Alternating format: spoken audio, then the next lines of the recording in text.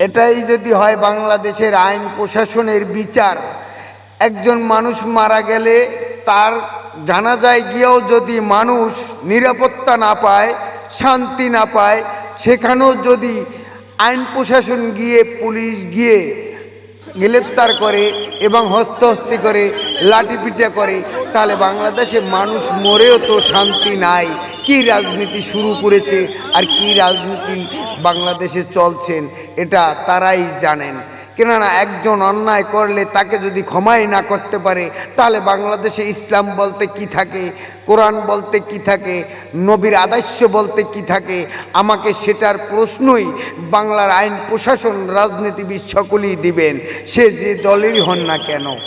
এভাবে যদি, এই দেখুন ধানমন্ডি 32-এ তাকুয়া মসজিদের সামনে গিয়েছিলেন জানাজায় আওয়ামী লীগের কর্মীরা এবং যে কোনো সাধারণ মানুষ, তাদেরকে পুলিশ ধরে ধরে গ্রেপ্তার করছেন। দেখুন, ভালো করে চেয়ে দেখুন, 5-6 জনকে গ্রেপ্তার করে গাড়িতে কিভাবে তুলছেন, টেনে হিঁচড়ে তুলছেন পুলিশ।